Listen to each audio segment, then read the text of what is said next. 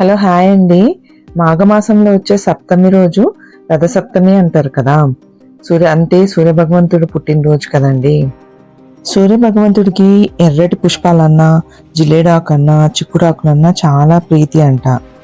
జిల్లేడాకులు ఇంకా రేగిపళ్ళు భుజాలపైన తలపైన పెట్టుకుని తలంటు స్నానం చేస్తే మనకి ఆ సూర్య భగవంతుడు ఆరోగ్యాలను ప్రసాదిస్తారని అంటారు కదండి. తలంటు స్నానానికి జిల్లేడాకులు ఒకటే దొరికాయండి, రేగిపళ్ళు అయితే దొరకలేదు మాకు. సూర్య భగవంతుడికి పరమాన్నం అంటే మహాప్రీతి అండి. కానీ మాకు కట్ట పొంగలి బయట చేయడం కుదరలేదండి. అందుకే ఇంట్లో స్టవ్ పైనే చేసేసాను. చిక్కుడుకాయలతో రథం కూడా తయారు చేశానండి. 7 చిక్కుడుకాయలు తీసుకుని రథం తయారు చేశాను. ఆయనను పూజించడం వల్ల మనకి ఆరోగ్యాలు ప్రసాదిస్తారండి.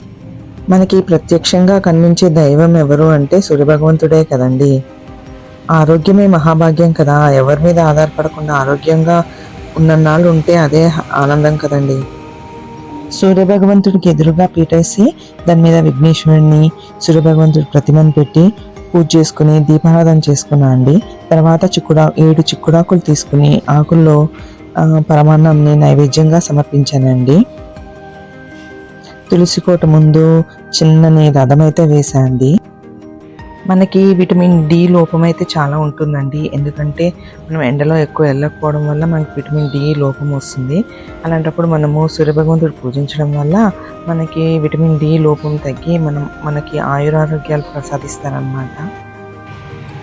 మనకి ఎంతో ఆరోగ్యాన్ని ప్రసాదించే దేవుడికి ఒకరోజు పూజ చేయడం వల్ల మనకి జన్మల నుంచి వచ్చే ఆరోగ్య సమస్యలన్నీ దూరం అవుతాయంటండి.